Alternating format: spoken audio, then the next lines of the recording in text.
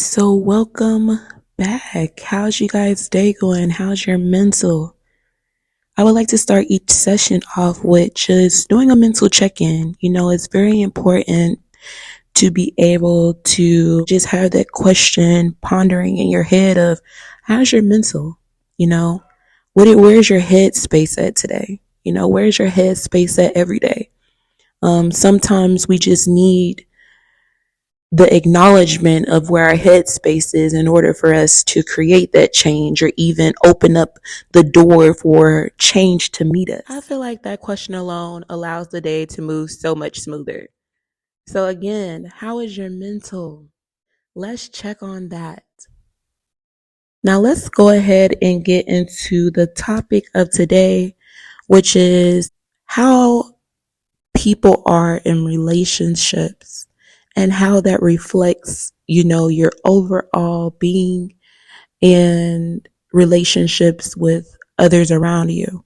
And the question that I had asked myself was, how is it that women can so easily abandon family and friends, yet stick beside a man that does not have her best hearted interests? And how can a man so proudly stand beside his family and friends who use him and plot against his foundation, yet will tear down the very woman who prays for him and supports him and only wants to see him win? Let's address the elephant in the room. It is totally not a good idea to fall back from your family and your friends to focus on a bad relationship.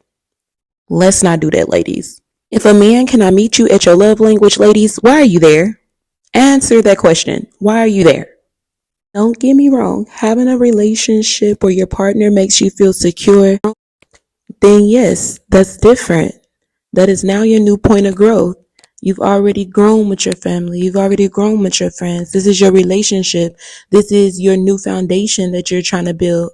So I would say focus more on, your partner if that's the case. But in any situation that your partner does not have your best at interest, there's no way that you should be focusing more on your partner than your family and friends. Women become so blinded with the infatuation of being in love because of either lack of love in their previous life. Family don't never like to admit that they didn't love you properly, which is okay. We all come to a point where we need to acknowledge where we go wrong with, transmuting trauma into our future generations. In some cases, when women find a man, that she's infatuated with, she feels like that's love. However, she's blinded to the things that he do. Like, oh, he may cheat a little, but he say he loved me. Oh, he may hit me a little bit, but he say he loved me. He don't do anything around the house. I'm always footing all the bills, but he say he loved me. Like, that is not real love. Like, her parents may have abandoned her. Her parents may have, abused her. Her parents may have made her broken promises, but they say they love you. However, your actions show otherwise. Now I am transmuting that energy into my adult years. And now my new point of growth is now doing the same thing. And I'm only growing to be okay with those things. That's why we need to learn to check our trauma at the door. Okay, check your trauma at the door, baby, because until you get rid of those things that, you may not even know that's bothering you. That's why journaling is so important, because that opens up a door for you to, tickle your own brain. Ask yourself some questions and answer those questions. People say it's okay to talk to yourself. Just don't answer. No, baby. I talk to myself and I answer sometimes because it's important to know you. Like in any situation that a woman is, falling back from her family and her friends, then again, it only stems from a trauma standpoint. And my perspective, that's only my perspective. You may not be traumatized, homegirl. You may just be built like that, but however, I feel like, until we deal with our trauma, we will not be able to find, a fulfillment in love in our adult years, you know. So heal yourself, baby. Heal yourself, find yourself, love yourself, and then love will be connected to you in the way that you love you. Moving on, fellas. How can a man so proudly stand beside his family and friends who use him and plot against his foundation, yet will tear down the very woman who prays for him and supports him and only wants to see him win? Simple. To me, men live by a code. You know, those sayings, blood is thicker than water, bros before hoes. There's so many codes that a man can live by that creates obedience to him to stick by those things.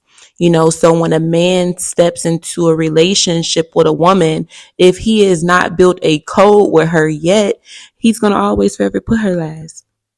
That man could have loved this woman, have children with this woman, yet he will have a code with his children before he have a code with that woman because he does not have full fulfillment with her yet to a point to where he's built a code with her.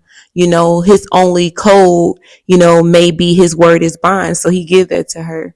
His code, until a man is actually decided to say, okay, till death do us part, then maybe only then, may he see change. Some men get married just because it's cute. There's a lot of married men out here still, not standing on business when it comes to their woman, and that's another conversation for another day.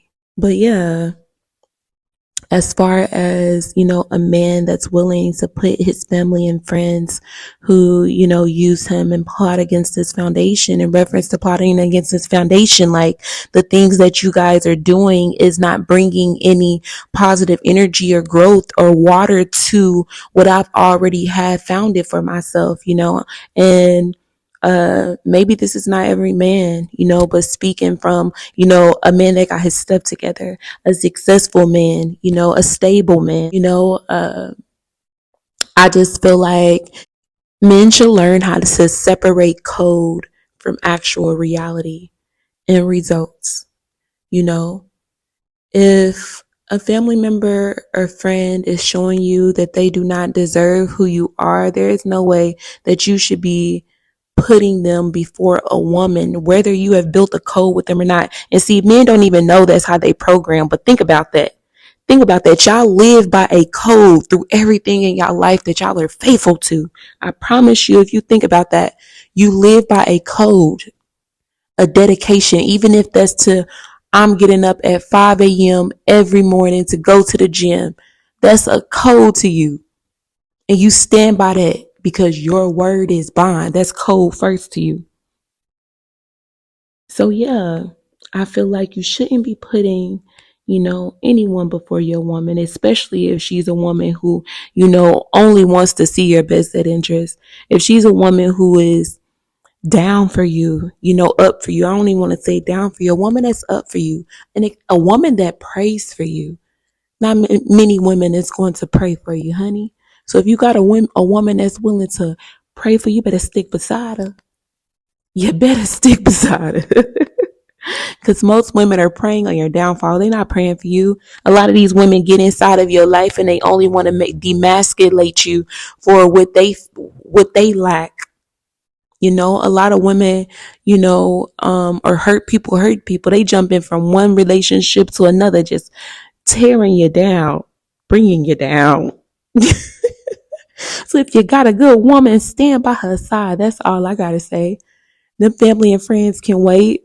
If your woman say that is not a good idea for you to do that with them, don't do that with them. Because again, she only has your best at interest. She see those that are using you. She see those that are plotting against you. She see those that are envying you. So listen to that woman. She ain't trying to, you know what I'm saying, pull you away from your family and your friends. She just trying to show you the ones that are really there for you and those that are really not.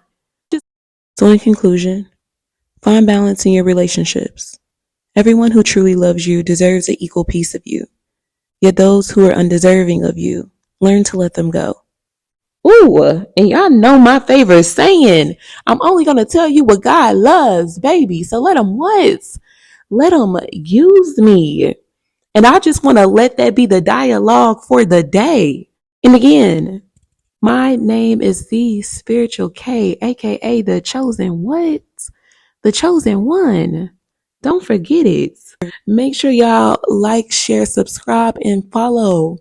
This is our first official podcast segment, by the way, our first official YouTube segment, by the way. So definitely give the support. It's only going to go up and get better from here. Our first conversation. Let us know what is your thoughts in the comments. What conversations and topics do you want to go over?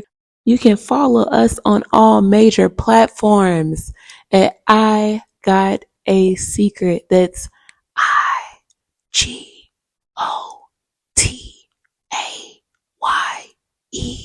Secret. And Instagram and YouTube. And again, this is I Got a Secret.